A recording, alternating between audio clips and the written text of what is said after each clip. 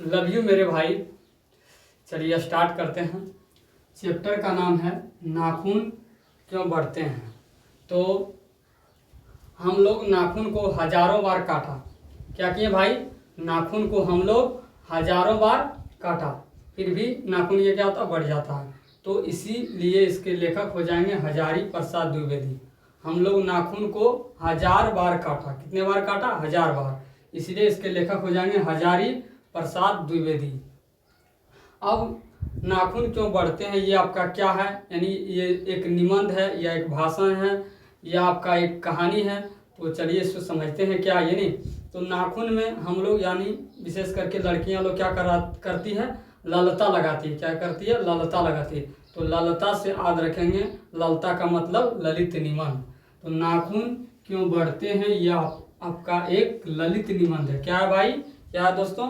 तो ललित निबंध है। और इसके लेखक कौन है? हजारी प्रसाद द्विवेदी। नाखून क्यों बढ़ते हैं, इसके लेखक हैं हजारी प्रसाद द्विवेदी। इसका जन्म 1907 में छपरा बलिया उत्तर प्रदेश में हुआ था। इसका जन्म कब हुआ था भाई? तो 1907 में हुआ था। कहाँ हुआ था? तो उत्तर प्रदेश के बलिया में हुआ था। कहाँ हुआ था भाई? उत्तर प्रदेश के बलिया में। इसका निधन 1979 ईस्वी में दिल्ली में हो गई थी। इसका निधन कब हुई थी? 1979 में हुई थी। और कहाँ हुई थी? तो दिल्ली में हुई थी। कहाँ हुई थी? दिल्ली में। नेक्स्ट देखते हैं प्रमुख रचनाएं। इसका सबसे इंपॉर्टेंट और प्रमुख रचना, पहला रचना है अशोक के फूल। अशोक के फूल। दूसरा है आपका कल्पता। और तीसरा इसका इंपॉर्टेंट रचना है विचार और वितर्क। विचार और वितर्क। विचार और वितर्क। और चौथा इसका इंपॉर्टेंट रचना है भाई कुटज। क्या है? कुटज। और पांचवा और इंपॉर्टेंट रचना इनका है विचार प्रवाह, यानी विचार जो है प्रवाह की तरह। विचार किस तरह? प्रवाह की तरह। तो विचार से संबंधित जितना भी रचना होगा किनका है? ये सारा रचना हो जाएगा हजारी प्रसाद द्विवेदी। अगला और नेक्स्ट है आलोक पर्व। इनका ये रचना बहुत ही फेमस रचना है। इनका ये रचना क्या है भाई? तो बहुत ही फेमस रचना है। इनके ऊपर इन्हें साहित्य अकादमी का पुरस्कार मिला। इस रचना के ऊपर इन्हें साहित्य अकादमी पुरस्कार मिला। आपसे पूछा जाएगा एग्जाम में, साहित्य अकादमी पुरस्कार कौन से रचना पर इन्हें दिया गया? तो आलोक पर्व के रचना पर दिया गया। पूछा जाएगा निम्नलिखित में से किस लेखक को मतलब जो है साहित्य अकादमी का पुरस्कार दिया गया? तो हजारी प्रसाद द्विवेदी। आंसर में क्या लिखेंगे भाई? हजारी प्रसाद द्विवेदी। तो इनका ये प्रसिद्ध और फेमस रचना था आलोक पर्व। नेक्स्ट फिर आता है आपका वान भाट की आत्मकथा। फिर नेक्स्ट आता है अनाम दास का पोथा। अनाम दास का पोथा किसकी रचना है? तो अनाम दास का पोथा दोस्तों ये हजारी प्रसाद द्विवेदी जी का रचना है। आपसे एग्जाम में पूछा जाएगा अनाम दास का पोथा किसकी रचना है? तो आंसर में लिखना है आपको किनका? हजारी प्रसाद द्विवेदी। अगला रचना है आपका सुर साहित्य नाथ संप्रदाय हिंदी साहित्य की भूमिका। पृथ्वीराज रासो। फिर आता है आपका पत्रिका का संपादक। इन्होंने एक पत्रिका का भी संपादक किया था। एक आपका है विश्व भारती यानी शांति निकेतन। पूछा जाएगा एग्जाम में शांति निकेतन किसकी पत्रिका है? शांति निकेतन एक पत्रिका है। पूछा जाएगा शांति निकेतन किसकी पत्रिका है? तो हजारी प्रसाद द्विवेदी जी का है। किनका है भाई? हजारी प्रसाद द्विवेदी का। पूछा जाएगा इसका दूसरा नाम क्या है शांति निकेतन का? तो शांति निकेतन का दूसरा नाम है दोस्तों विश्व भारती। क्या है भाई? विश्व भारती। चलिए अब नेक्स्ट आते हैं पुरस्कार। इन्हें दो पुरस्कार दिया गया था। कोई व्यक्ति एक पुरस्कार के लिए तरसते हैं और भाई इन्हें दो पुरस्कार दिया गया। दो पुरस्कार कौन कौन? आलोक पर्व के लिए इन्हें साहित्य अकादमी पुरस्कार दिया गया। पूछा जाएगा किसके लिए, यानी कौन सी कहानी पर या किस रचना पर हजारी प्रसाद द्विवेदी को साहित्य अकादमी का पुरस्कार दिया गया था या मिला था? तो आलोक पर्व लिखने के ऊपर। पूछा जाएगा साहित्य अकादमी पुरस्कार किसे दिया गया था? तो हजारी प्रसाद द्विवेदी जी को। पूछा जाएगा हजारी प्रसाद द्विवेदी जी को कौन सा पुरस्कार दिया गया? तो साहित्य अकादमी पुरस्कार। नेक्स्ट आता है आपका भारत सरकार द्वारा पद्म भूषण। पूछा जाएगा हजारी प्रसाद द्विवेदी को भारत सरकार द्वारा कौन सा पुरस्कार दिया गया था? तो पद्म भूषण। कौन सा पुरस्कार दिया गया था? पद्म भूषण। पूछा जाएगा एग्जाम में, नेक्स्ट क्वेश्चन आपके सामने बन सकता है, पद्म भूषण पुरस्कार किसे दिया गया था? तो हजारी प्रसाद द्विवेदी को। पूछा जाएगा हजारी प्रसाद द्विवेदी जी को किसके द्वारा पद्म भूषण पुरस्कार दिया गया था? तो भारत सरकार द्वारा। तो दोस्तों आशा करते हैं आप लेखक परिचय अच्छे तरीके से समझ गए होंगे। अब हम चलते हैं कहानी की ओर। इसका कहानी को देखते हैं। ये लेखक है और ये लेखक की बेटी है। कौन है? लेखक की बेटी है। भाई क्या होता है, बच्चों कभी क्या होते हैं, बच्चे कभी अजीब अजीब सवाल पूछ बैठते हैं, अजीब अजीब सवाल कर देते हैं, जिनका कि कोई मतलब जवाब देना बहुत ही क्या होता है, मुश्किल हो जाता है। क्या होता है भाई? बहुत ही मुश्किल हो जाता है। जैसे आपके घरों में, हम लोगों के घर में, सभी के घरों में, मतलब आपके मतलब छोटा भाई या आपके चाचा जी का छोटा लड़का या मौसी जी का बेटा बेटी या आपके भांजा या भतीजे होते हैं घर में, नहीं तो क्या करते हैं, अजीब अजीब सवाल पूछते हैं, जिनका कि प्रश्न का उत्तर देना क्या होता है, मुश्किल हो जाता है। जैसे कि मेरा एक छोटा भांजा है, घर में कभी काल आते हैं तो क्या होते हैं, एक बार हमसे पूछ रहे थे, यहीं पर हम वीडियो बना रहे थे, तो बोल रहे थे मामा जी मामा जी मामा जी मतलब जो है ये टायर में हवा कैसे भरता है? फिर पूछ रहे थे मामा जी आप खाना क्यों खाते हैं? मामा जी लोग शादी क्यों करते हैं? बताइए भैया, ये कोई सवाल है? फिर पूछ रहे थे मामा जी ये गाड़ी इधर क्यों जाती है? बोले इधर इनको जाना है, जरूरी है तो उधर जा रहे हैं। तो बच्चों क्या होता है, अजीब अजीब सवाल पूछते हैं, जिनका कि उत्तर देना क्या होता है भाई, मुश्किल हो जाता है। उसी प्रकार एक बार लेखक की बेटी यानी पुत्री अपने पिताजी से सवाल करती है। क्या करती है सवाल? दौड़ते हुए अपने पिताजी के पास जाती है, पापा पापा पापा नाखून क्यों बढ़ते हैं?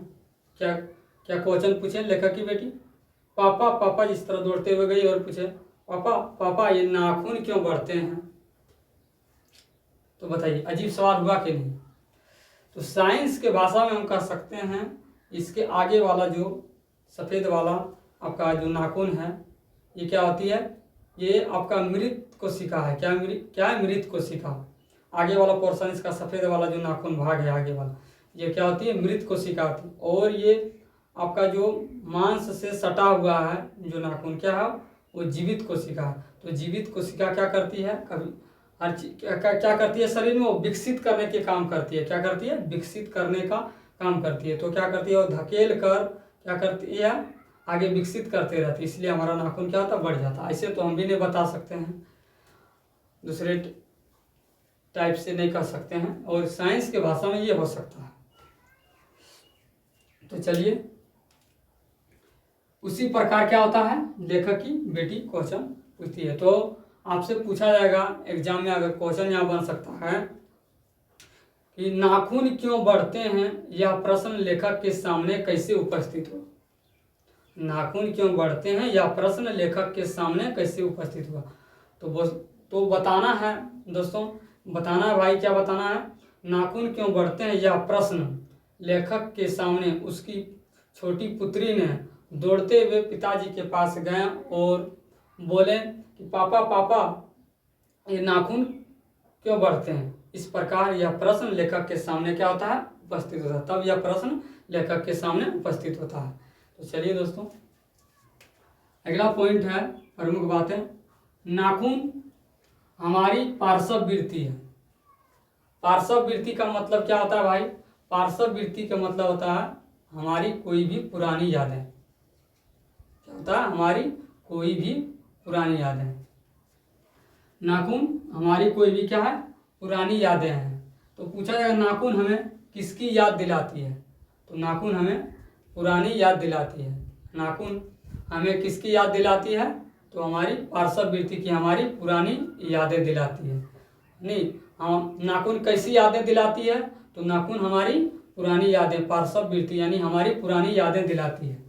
तो नाखून क्या है? पार्श्व वृत्ति है। बेटी ने पूछा, यानी यह सवाल जो है नाखून क्यों बढ़ते हैं, यह सवाल किसने पूछा था, उनकी बेटी पूछा। तो चलिए आगे। इसे मनुष्य क्या होता था, मनुष्य पहले, हम लोग पहले क्या थे, जानवर थे, अभी भी जानवर हैं, क्या है, अभी भी हम लोग क्या हैं, जानवर हैं। कैसे, तो जंगलों में जब हमारे पूर्वज पहले क्या थे, 10 साल पहले, 10,000 20,000 साल पहले, 10 लाख या 20 लाख पहले की बात हम करते हैं आपसे। हमारे पूर्वज असभ्य थे, क्या थे, असभ्य थे, मतलब जंगलों में रहते थे। मतलब क्या भाई, जंगलों में रहते थे। कहाँ रहते थे, जंगलों में। तो जंगलों में जब रहते थे तो वो लड़ाई वगैरह जब भी करते थे तो किससे करते थे, नाखून से करते थे। किससे करते थे, नाखून से। किसी को कोई चीज़ नोचना है, खींचना है, तो क्या करते थे, नाखून से ही नोचते खींचते थे। क्या करते थे, नाखून से ही नोचते खींचते थे। तो पूछा जाएगा नाखून क्या है, तो नाखून क्या है, अस्त्र है। क्या है, अस्त्र है। और दूसरा अस्त्र आपका नाखून के बाद आता दांत। दांत से भी नोचने खींचने का काम करते थे। और हमारे पूर्वज मतलब नाखून क्यों रखते थे, तो नाखून क्यों रखते थे बताते हैं भाई। तो क्या करते, जंगलों में उन्हें खतरनाक क्या होता था, आपका जानवर मिलता था। तो उन जानवरों से सामना करने के लिए वो क्या करते थे, नाखून ही रखते थे। नाखून से क्या करते थे, लड़ते थे। क्या करते थे भाई, नाखून से ही लड़ते थे। और उनके सामने कोई खतरनाक जानवर आ जाएगा तो उससे मतलब लड़ाई कैसे करेंगे, तो नाखून से ही करेंगे, नाखून से ही करेंगे, नाखून से ही करते थे, इसलिए नाखून को रखते थे। इसे अब आपसे एक सवाल बन सकता है, यहाँ पर एक क्वेश्चन बन सकता है।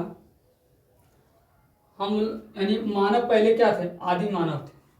पूछा जाएगा मानव पहले क्या थे, आदि मानव थे। क्यों, क्योंकि वह जंगलों में रहा करते थे। क्या कर रहा करते थे, कहाँ रहा करते थे, जंगलों में रहा करते थे। ये बढ़ा कैसे, तो पहले इसे आपका जानवर वगैरह से जब लड़ते थे हमारे नहीं पूर्वज, तो नाखून को क्या करते थे, रखते थे लड़ने के लिए।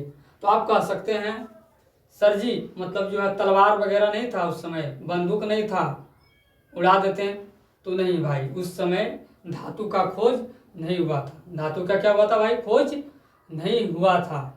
तो लोग लड़ाई कैसे करते थे, तो नाखूनों से करते थे। धीरे धीरे क्या हुआ, पत्थरों से भी मतलब मारते थे, लड़ाई करते थे। धीरे धीरे क्या हुआ, तीर चलाना सीखे, तीर से मारना शुरू किए, तीर चलाना सीखे।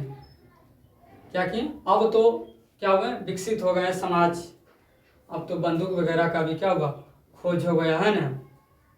क्या हुआ भाई, बंदूक वगैरह का भी खोज हो गया। तो पूछा जाएगा ये बंदूक वगैरह पहले नहीं था, यानी धातु का जो खोज किया था किसने किया था, तो आर्यों ने किया था, जो कि अभी हिंदू कहलाते हैं। क्या कहलाते हैं, हिंदू कहलाते हैं।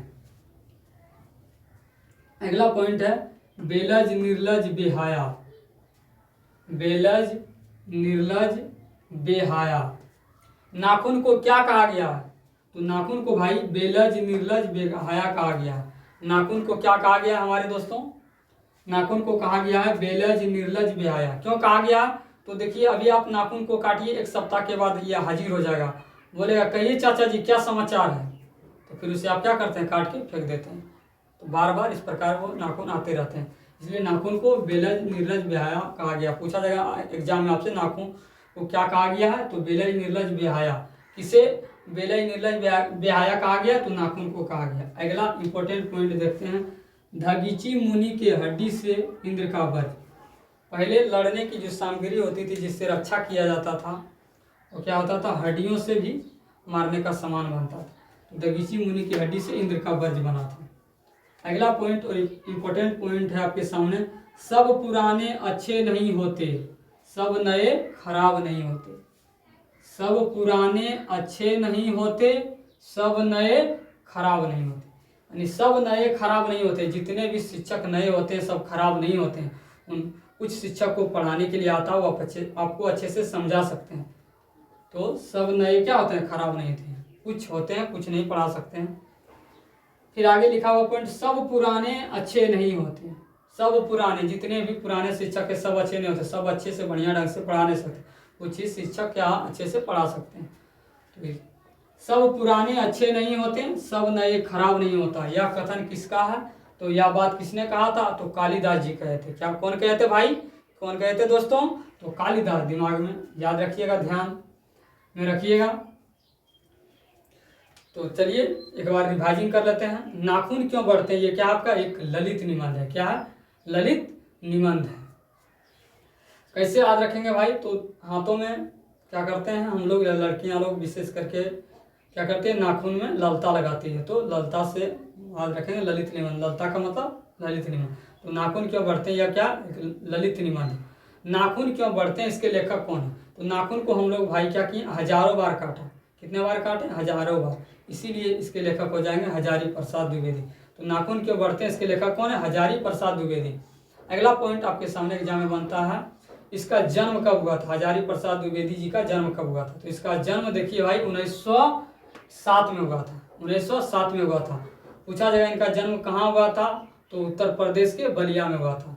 नेक्स्ट क्वेश्चन आपके सामने बन सकता है एग्जाम में कि हजारी प्रसाद द्विवेदी जी का मृत्यु कब हुआ था, यानी निधन कब हुआ था? तो इनका निधन 1979 में हुआ था।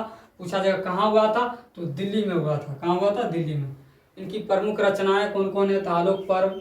नहीं अगर कुछ याद रहता है तो इम्पोर्टेंट रचना ध्यान में रखेंगे। आलोक पर्व नहीं, आपका जैसे है विचार और वितर्क।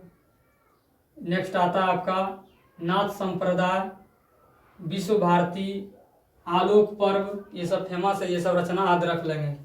नहीं तो आशा करते हैं भाई आप लोगों को समझ आया होगा। मिलते हैं नेक्स्ट वीडियो में, तब तक के लिए आप सभी भाई को जय हिंद जय भारत।